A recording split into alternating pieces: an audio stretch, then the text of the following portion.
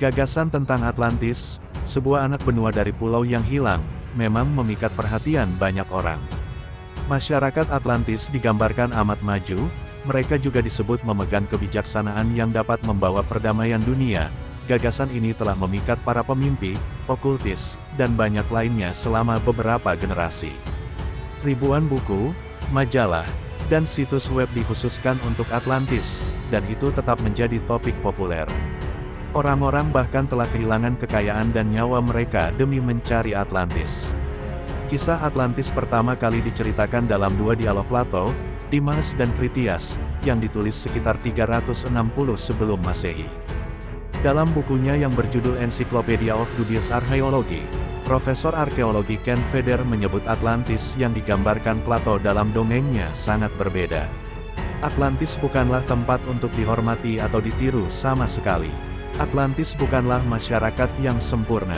Justru sebaliknya, Atlantis adalah perwujudan negara yang kaya secara materi, berteknologi maju, dan kuat secara militer yang telah dirusak oleh kekayaan, kecanggihan, dan kekuatannya, ujarnya. Sebagai propaganda dalam kisah moralitas Plato, legenda Atlantis lebih tentang saingan heroik kota Athena daripada peradaban yang tenggelam. Jika Atlantis benar-benar ada hari ini, ditemukan utuh dan berpenghuni, penduduknya mungkin akan mencoba membunuh dan memperbudak kita semua, tambahnya. Jelas bahwa Plato menjadikan Atlantis sebagai alat plot untuk ceritanya, karena tidak ada catatan lain tentang itu di tempat lain di dunia. Tidak ada bukti dari sumber manapun bahwa legenda Atlantis sudah ada sebelum Plato menulis tentangnya.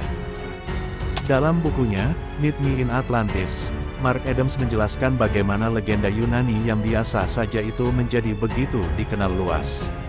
Itu karena peran seorang pria Minnesota bernama Ignatius Donnelly, anggota Kongres dan sejarawan amatir yang menulis buku, The Antediluvian World, tahun 1882.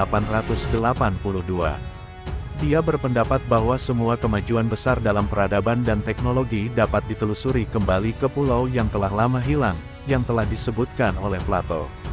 Tapi Donnelly lebih dari sekadar mempopulerkan cerita Plato. Dia menambahkan beberapa fakta dan idenya sendiri yang telah menjadi bagian dari mitos Atlantis.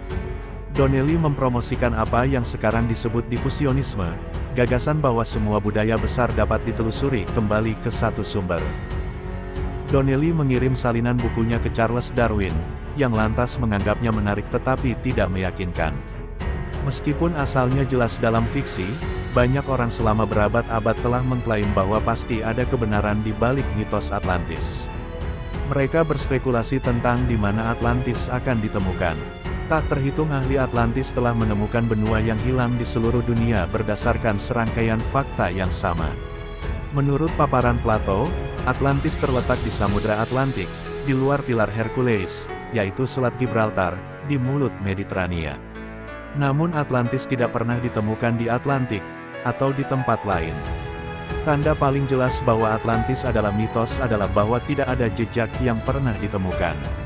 Ini meskipun oseanografi dan pemetaan dasar laut dalam beberapa dekade terakhir mengalami kemajuan. Namun, legenda Atlantis tetap hidup, didorong oleh imajinasi dan daya tarik publik dengan gagasan utopia tersembunyi yang telah lama hilang.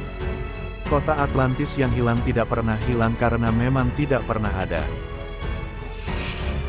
Itulah pembahasan dari kami tentang fakta dan kebenaran kota Atlantis.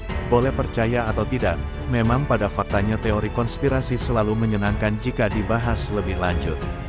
Terima kasih telah menyaksikan video ini. Jangan lupa like, comment, and subscribe.